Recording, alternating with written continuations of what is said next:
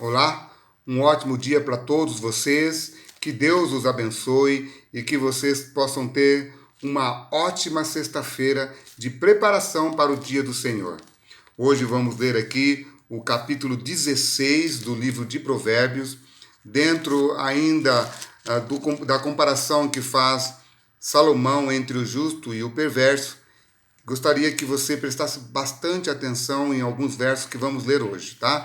Antes de nós começarmos aqui a leitura desse capítulo, capítulo 16, convido você para uma rápida oração. Pai nosso que estás nos céus, muito obrigado, Senhor Deus, pelo amanhecer de um novo dia. Que o Senhor possa nos dar agora um ótimo estudo da Tua Palavra e que possamos tirar aqui importantes lições para o nosso dia e que o Senhor possa abençoar os Teus filhos onde quer que eles estejam, em nome de Jesus. Amém. Diz assim, no capítulo 16, versículo 1. O coração do ser humano pode fazer planos, mas a resposta certa vem dos lábios do Senhor.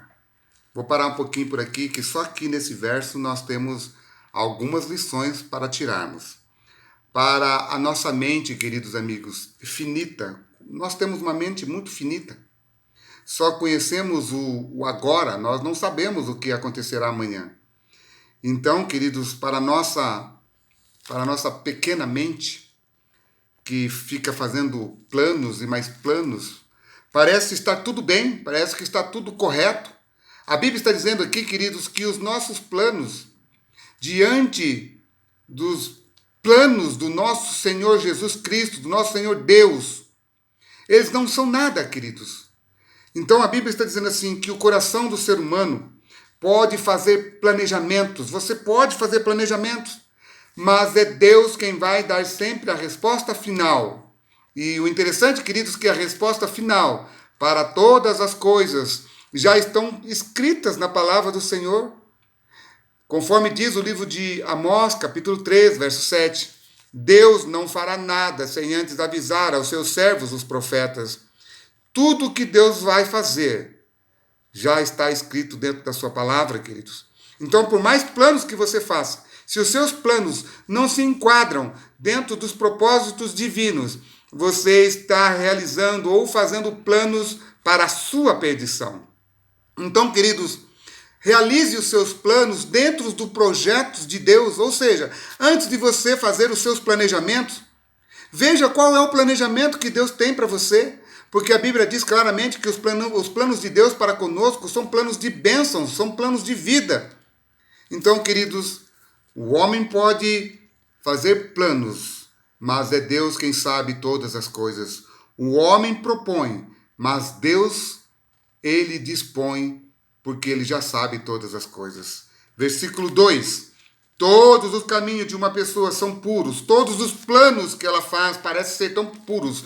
Queridos, no livro de Jeremias, capítulo 17, verso 9, a Bíblia diz que nós somos incapazes de realizar planos perfeitos, ou planos puros, ou planos claros. Por quê?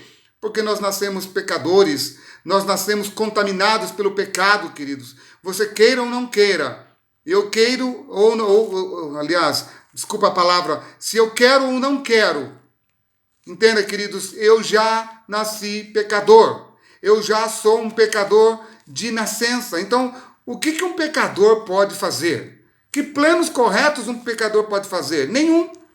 Então, todos os nossos planejamentos, todas as nossas ações têm que estar nas mãos de Deus. Então, todos os caminhos dos homens, todos os planos que você faz, parecem ser perfeitos, mas a Bíblia diz, o Senhor sonda o espírito, sonda a pessoa. Por quê?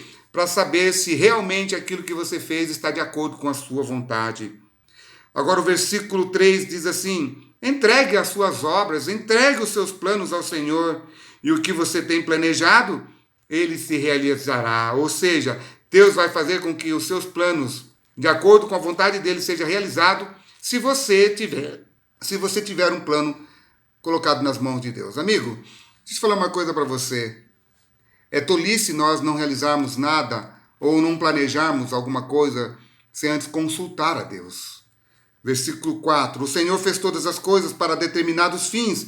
A até o ímpio para o dia da calamidade. Amigo, querido, deixa eu falar uma coisa para você.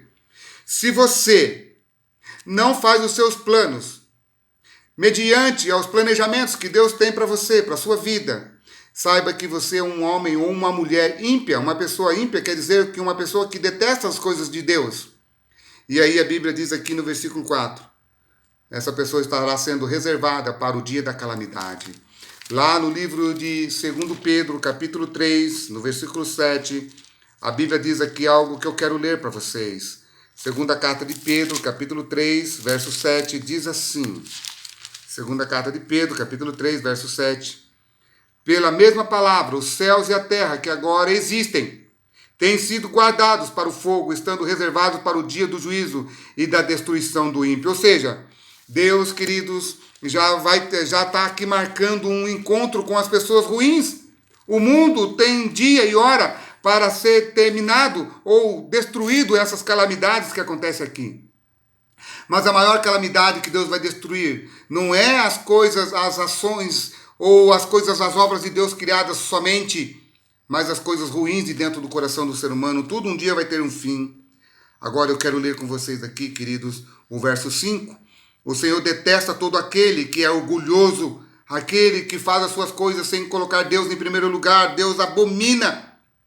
É evidente que este não ficará impune. Versículo 6 do livro de Provérbios, capítulo 16. Pela misericórdia e pela verdade se expia a culpa. Queridos amigos, aqui está uma das mais esplendorosas palavras de Deus. A graça de Deus, queridos, ela vem, queridos, para todo ser humano. A misericórdia de Deus e pela sua verdade, ele expia os pecados. Deus não expia. Deus não quer perdoar os seus pecados para te punir. Ele quer perdoar os nossos pecados para salvar.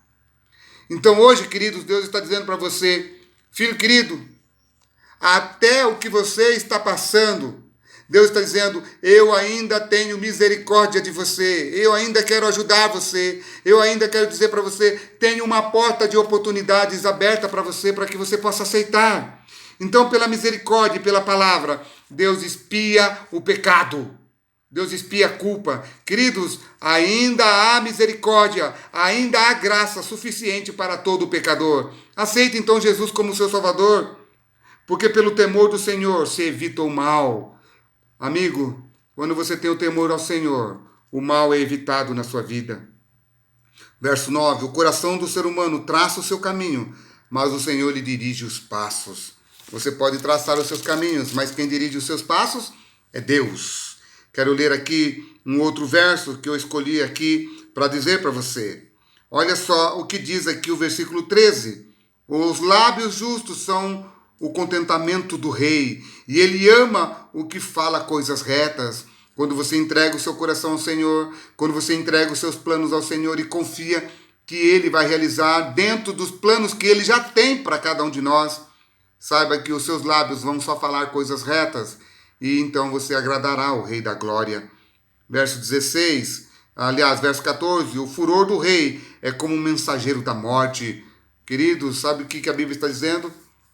Que quando Deus se irá, como diz lá no livro do Apocalipse, e derramar as suas pragas no mundo, saiba, queridos, que Ele estará derramando as suas pragas com um furor sem misericórdia. Hoje, todas as coisas que estão acontecendo, ainda há misericórdia de Deus expiando o pecado de toda a humanidade. Versículo 16, melhor é adquirir a sabedoria do que o ouro, e mais excelente é adquirir o entendimento do que a prata. Busque a sabedoria, mas antes tenha o temor ao Senhor. O caminho dos retos é desviar-se do mal. Quem guarda o seu caminho, preserva a vida. Verso 20, quem atenta para o ensino acha o bem, e o que confia no Senhor, esse é feliz. O sábio de coração é chamado prudente, e a doçura no falar aumenta o saber. Versículo 23, o coração do sábio é mestre de sua boca e aumenta a persuasão dos seus lábios. Versículo 25 é o verso que eu quero ler aqui com vocês para fechar com chave de ouro. Há caminho que parece direito ao ser humano, mas o fim dele é caminho de morte. Amigo querido, Entregue o seu caminho ao Senhor. O mundo não tem mais conserto. Todas as coisas que estão acontecendo no mundo, queridos, é Deus avisando para mim e para você, ainda há uma porta de esperança para você, querido filho. Aceite Jesus como seu Salvador, entregue o seu caminho ao Senhor, confia nele. Não faça projetos, não faça planos, sem antes saber o que Deus já tem planejado para você. Deus já tem um plano para mim, para você, escrito aqui, olha, nas suas sagradas escrituras. Por isso que nós estamos lendo a palavra de Deus todos os dias. Deus já tem um plano para mim, para você. Não faça plano paralelo ao plano de Deus. Todos os planos, todos os projetos que você for pensar em realizar ou pensar em executar, saiba que Deus já tem um plano para você antes de você nascer. Antes que eu viesse ao mundo, Deus já tinha ou tem um plano para mim. E sabe qual que é o maior projeto de Deus, queridos? É um dia nos levar para morar com Ele nas mansões celestiais. João, no capítulo do Apocalipse, capítulo 21, diz assim: Eis que Deus criou um novo céu e uma nova terra. E o tabernáculo de Deus, a casa de Deus, estará morando com os homens. Ou seja, um dia o Rei da Glória vai estar habitando junto conosco. Mas até que esse dia chegue, faça os seus projetos, mas nunca realize eles sem ter a permissão divina. Queridos, os maiores planos que você tem que fazer é aquele que Deus já tem planejado para você e para toda a sua família. Entrega o teu caminho ao Senhor. Talvez hoje eu esteja falando com alguém que está desviado do caminho do Senhor. Volte para o caminho do Senhor, mas não volte para qualquer placa de igreja. Volte para a palavra, porque a palavra ela é a única bússola que pode guiar o pecador rumo a Canaã celestial. Que Deus te abençoe e te guarde, querido filho. Que Deus te abençoe e te guarde, querida irmã, querido irmão. Que Deus te abençoe e te guarde toda a sua família, para um dia morarmos com Ele nas mansões celestiais. Tenha uma ótima sexta-feira. Viralize essa mensagem para todos os seus contatos e vamos pregar a salvação em nome de Jesus. Amém.